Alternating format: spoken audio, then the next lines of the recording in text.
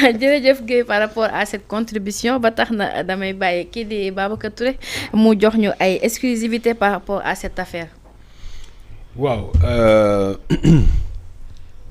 Ramatoulaye Sénégal yëpp dañu yeewu tey gis ni li nga xam ne mooy ministère de la justice à travers moom le parquet wala boog les parquets dañuy continuer di liggéey xam nga à un moment bi nu waxee ni dialogue national dialogue politique bari na sénégalais yu ne woon naka ngeen di woowee nit ñi ci dialogue national fekk au même moment pôle financier ak parquet yi mooy les parquets de Dakar le parquet de Pikine Guédiawaye surtout ñaari parquet yooyu ñu ngi continuer di convoquer ka auditionner ka arrêter tax na démb li nga xam ne xew na c'est passé pratiquement de manière inaperçue kenn xalaatee ko woon parce que il faut que sénégalais yi comprendre benn affaire nekkul parquet financier parquet bu pôle financier bi nga xam ne mu ngi convoqué tous azimuts di requérir li nga xam ne mooy le placement sous mandat de dépôt du moom moo contacté du moom moo convoqué ki nga xam ne mooy Mame Boye Diao. D'accord. benn deuxièmement gis naa journalistes yu bari ñu def amalgame wala boog ñu ciy wax ñu toftal photo wu Ismaïla Madior Fall mu mel ni ci dossier boobu la ñu toppee Mame Boye Diao.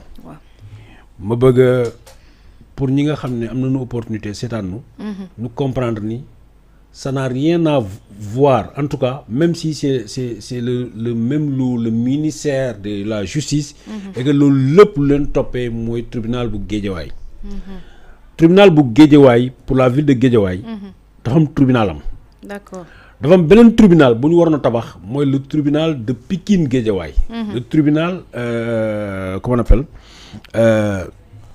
tribunal bu Pikine grande instance bu Pikine lañ daan a tabax mi nga xam ne mooy gouvernement bi 2018 la Macky Sall joxe woon instruction pour que le ministère de la justice mu gisee ak le ministère de l'urbanisme ak les impôts et domaines ministère des finances pour que ñu trouver ko benn terrain bu nu war a tabax li nga xam ne mooy ministère de la mooy tribunal bu Pikine Guédiawaye naka noonu dañu waxoon 2 hectares 800 ar ak ay santiar 50 santiar quelque chose comme ça loolu lañ ne woon terrain boobu lañ soxla pour nu tabax benn tribunal bu bees bu Pikine nga xam ne Union européenne ñoom ñoo ñu util benn financement boo xam ne moom moo war a ànd ak loolu mooy la 11e FED bu ministère des bu Union européenne tax na fi nu njëkk a ciblé pour tabax tribunal boobu parce que il faut pas nit ñi bu nu fàtte ni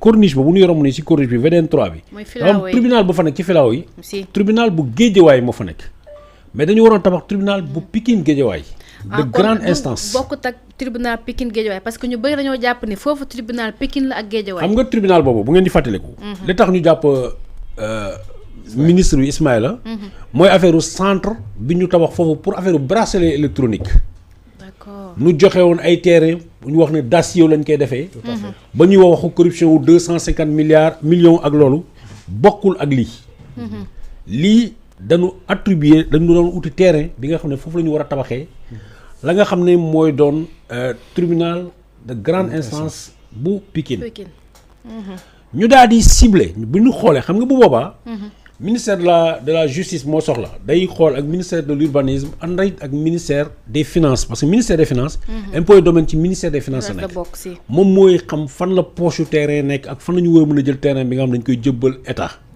naka noonu Mame Boye Diao moo nekkoon directeur des domaines naka noonu lañ ko jëbbalee lettre boobu pour que ñu trouver terrain une première relance le projet a commencé en 2018 une première relance a été faite en 2021 jusqu'au 2022 chose comme ça mais naka noonu lañu leen trouver benn terrain boo xam ne d'une superficie de 2 hectares comme nañ ko waxee 800 ar ak 50 santiar boo xam ne ñu ngi koy trouver à l'intérieur du camp militaire bu Thiaroye xam nga Thiaroye Thiaroye du Pikine. mais defe naa Pikine. département bu Pikine ci la Thiaroye bokk. waaw oui. léegi tribunal bi foofu lañ ko bëgg a def mais ci biir camp bi. bu fàttee l'histoire du camp de Thiaroye yaa ngi wax léegi Thiaroye 44. camp boobu dafa ngandoon dafa nu mu toll woon yàlla rek a xamoon. parce que man jeune amoon naa opportunité amoon samay mbokk yu dëkkoon Thiaroye. dama doon dem di leen seeti di traversé di ko jaare léeg-léeg ci gare bi. dugg côté gendarmerie ba. dagg ba camp nga traversé camp ba mais tey camp boobu dafa ñëwoon ba dafa tàncu. parce que ci la ñu génnee. hôpital bi. ñaari lycée ainsi de suite. ba tey li des ci retranchement camp bi. bëritul moo tax bi ñu bëggee jëlaat 2 hectares et quelques def ci li nga xam ne mooy tribunal ba. autorité militaire yi ne leen déedéet parce que camp bi. bàyyi leen ko mu garder lii parce que dëkk dafay màgg. te le Sénégal a besoin de ce camp là. c'est vrai. histoire pour rappel 1971. la état du Sénégal érigé camp boobu. et ça a fait l'objet d'un titre foncier. mooy TF 407 DP. 1971 lañ ko jox armée. donc puisque armée wax na gars yi ne léegi lii nañ ko bàyyi nañ uti ji feneen noonu la ñu wëraan ba gis feneen Guédiawaye. pas loin de l'autre tribunal. en tout cas dans la même zone. mooy bande filao yi. voilà waaw d'accord. ñu daal di jël seen 2 hectares 800 yi ñu soxla. 2 hectares 800. bu ñu ko doon wax simplement naan 800 mètres carrés. non 8000 mètres carrés. et quelques léegi bi ñuy dugg ci loolu. le ministre des finances. jamono jooju Abdoulaye Daouda Diallo la. nee na ñu mu bind courrier. wax ni en fait finalement soxla ñu 2 hectares 800 mais 2 hectares rek doy na. alors que ñoom terrain bi nga xam ne. classé nañ ko soxla nañ ko identifié nañ ko attribué nañ ko pour projet boobu. ça fait 2 hectares et 800 santiar 800 ar ba dañuy wax 8000 mètres carrés pour ñu gën a jub 8000 mètres carrés léegi 8000 mètres carrés boobu la ñuy jël dindi ko ci 2 hectares yi 2 hectares yi bàyyi ko ci wàllum tribunal léegi 8000 mètres carrés yooyu moom la ñu jël morcelé ko daggate ko nu joxe. d'accord ñii nee nañ dañ leen ko jaay. mais li nga xam ne moo officiel waxuñu waxu jaay li officiel mooy dañ ko jox ay services yi nga xam ne ñoo ko demandé. mooy parce que répartition bi am na information yoo xam ne am nañ ko ci. mooy ministère de l'économie et des finances. ministère tel ñu daal di daggati terrain yi jox leen ko mooy. su ma juumutlee mooy 26 bénéficiaires 8010 mètres carrés la exactement 8000 mètres carrés la ñu wax 8010 mètres carrés la ñu jël ñu daggati ko joxe li nga xam ne mooy 26 bénéficiaires ñi nee nañu ministère de la justice moo joxe liste en tout cas li wóor daal mooy jàppal ni 26 bénéficiaires lañ ko jox 4 parcelles dañ ko jox ay agents yoo xam ne impôt domaine lañ nekk. impôt domaine toujours qui revient. ñoom ñooy sédd terrain yi balaa ñoo sédd kenn seen mbokk yi ñoo koy njëkk a jot. 3 pour le cadastre. 3 pour l'urbanisme ak nee nañu 26 bénéficiaires. pour le ministère de la justice. mooy la fameuse liste des 26. fameuse liste des 26. d'accord léegi li ci nekk. mooy bi ñu defee seen loolu ba pare. terrain yooyu dañ ko defal CCOD mooy commission domaniale ak affaire yooyu. mais li ci doy waar mooy attribution yii nii wax yu 8000 et quelques mètres carrés yi yaa ngi fàttali ko tout dernièrement bi ñoom Sonko jógee dañu jël ay mesures ne dañu attribuer dañu annuler lépp. donc toutes ces attributions là annulé nañ ko. c'est-à-dire ces terrains. ku ko ci jëndoon ku ko jëndoon nag kuñ ko mayoon nag kuñ ko saraxoon ñàkk nga état reprendre na lépp. léegi bu fekkee ne état reprendre na lu fekkee ni état reprendre na dans ce cas est-ce que état amati na préjudice. oui c'est une question quand même c'est une question. terrain wu état la. 8000 mètres carrés ak 10. ak 10 oui. 8010 mètres carrés. la ñu jëloon daggati ko nee nañu 26 jox nañ ko waa ministère de la justice. nee nañu 3 jox nañ ko waa cadastre beneen jox nañ ko keneen jox nañ ko keneen. ñu ne léegi li nga xam ne mooy CCOD. ñëw na annulé na li nga xam ne mooy at kii yooyu lotissement yooyu. attribution yi waaw. donc ça veut dire que ces terrains reviennent de droit. à l'État. À l'État. Mais c'est dans le cadre de ce dossier-là. Le ki nga xam ne le juge du 2e cabinet du tribunal de Guédiawaye moo convoqué Mame Boye Diao ak ñi ngeen ma citeel mu inculpé leen takkal leen bracelet électronique. D'accord. Ça veut dire bu dee sàcc la dañ ne sàcc bi demut la sàcc bi sàcc nangu nañ ko ca moom léegi est-ce que ça veut dire que bu fekkee ne l'État s'est retrouvé dans ses droits État li mu ñàkkoon am na ko. est-ce que État bi. mën na continuer mu topp leen ba mu mettre leen sous bracelet électronique. il faut retenir que les comment on appelle les attributions en question ont été purement et simplement annulées. mais Babacar bu fekkee ni tamit nga ne État récupéré na li mu moom. kon lu waxal bracelet électronique bi. c'est la grosse question.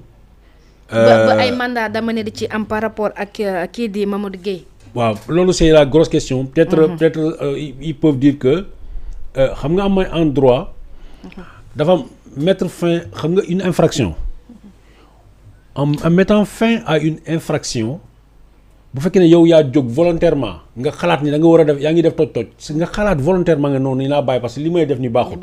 boobaa duñ la mën a topp parce que yow yaa mettre fin volontairement à un début d'exécution d'une infraction. Mais bu fekkee ne bii nii dañ cee génnee sa loxo dafa mel dañ la jàpp ba pare. Et dans ce cas oui la loi peut s'appliquer mais dans ce domaine précis c'est sur une instruction d'un décret, c'est d'abord un décret présidentiel mu génn. Des instructions encore ministérielles ay arrêté yi mis yi bind. Tout est noir sur blanc maa ngi lay jox sa yenn ci documents yi. la ñu génnee ne leen attribuer leen. léegi nag loolu ñu def léegi nag terrain yi muy 8000 et quelques mètres carrés.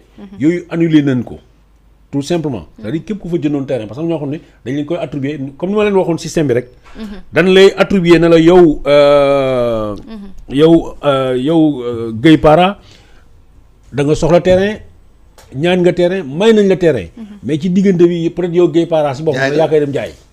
wala yow ñu def ci sa carte d'identité ak yooyu ba pare doo ko gis. ñu dem jaay ko keneen peut-être et dans ce cas on peut s'ouvrir à autre chose c'est-à-dire ñi nga xam ne ñoom ñoo jël seen xaalis jëndee ko terrain ñoom mën nañu porter plainte. waaw léegi lan mooy décret d'implication wu Abdoulaye Seydou Diallo ci Seydou Sow ci dossier bi. parce que mooy le ministre de l'urbanisme dans cette affaire bi transmettre li nga xam ne c'est la muy lii di volonté président de la République de mettre un tribunal de grande instance à Pikine comme ni ma la ko waxee président de la République du adressé wu directement au directeur des domaines dafay jaar par les ministres concernés et sont ces ministres là au moment des faits Abdoulaye Seydou Sow mi bëgg a nekk tey le président de la fédération sénégalaise de football moom moo nekk le ministre de l'autre côté tu as Abdoulaye Daouda Diallo et voilà en gros certainement il y a un ministre de la justice léegi nag moom la ñuy xool à cette période-là exactement parce que il faut savoir que Abdoulaye comment il s'appelle Ismaïla Madior Fall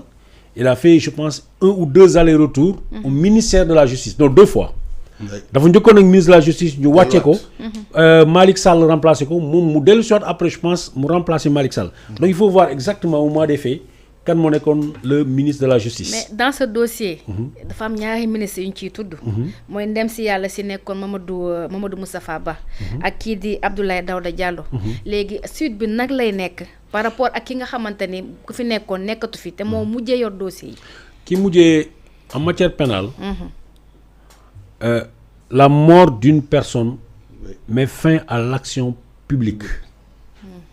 En tout cas éteint toutes les actions. Que ce soit en tout cas public daal c'est clair l'action publique mooy ñu naan nañ ko jàpp ak nañ ko topp ak nañ ko tëj loolu jeex na léegi nag bu dee ay affaire civile la mën nañu topp la nga xam ne mooy les héritiers parce que nit ñi dañuy fàtte sa papa mun na am kër moom nga di kër sa papa am ay bor ci banque bi sa papa bu deewee fekk nga di kër boobu mu bàyyi yow boo doonoo kër gi di nga doonoo tamit bor ba d'accord je ne sais pas ndax je me fais comprendre. Si bien sûr. sa papa moo amoon ay tool yu ngande. fekkee nag am na ay milliards yi ko banque bi di topp. bu deewee yow boo bëggulee fay milliards yooyu bul jël ndonoom. da ngay renoncer à cet héritage là. mais si jamais tu acceptes d'hériter de ton père. tu hérites da ngay doon da nga koy donnu ca la nga xam ne mooy les actifs mooy la mu fi bàyyi. waaye da nga koy donnu it. ca la nga xam ne mooy bor bi entre parenthèse. ñu génn tuuti ci dossier bi entre parenthèse rek. gis nañ démb par rapport dossier wu Thione Seck bi. gis nañ ne ñu ne son complice moom moo doon confectionner les billets. et que Thione Seck c'est lui qui la mettait en circulation. ki fi nekkul comme ni nga ko waxee sànq par rapport ak dossier bi tamit nu muy demee. ku fi nekkul. kenn mënu ko topp kenn mënu ko l'action civile l'action elle est éteinte à jamais. léegi non bi. non dans cette affaire là. Thione Seck bul fàtte ni. balaa moo génn àddina su fekkee ne sama mémoire baax na. si déggoon naa maître Ousmane Seye. di wax ni non-lieu total pour Thione Seck. dañ ko blanchir loolu laa déggoon. maître Ousmane Seye doon ko wax. d'accord je parle sous le contrôle de yéen ñi ñëpp. waaw dama déggoon maître Ousmane Seye. noonu la ko waxee sax Thione Seck a été blanchi dans cette affaire alors quelqu'un qui est blanchi dans une affaire c'est-à-dire que kenn mënu koo toppati ci dara. waaw parce que hier les titres dañoo def ni le parquet charge Thione Seck les kii di Alay Jiite moom moo doon confectionner les billets et que c'est Thione Seck qui le mettait en circulation. oui mais la charge du ministère public la charge du procureur.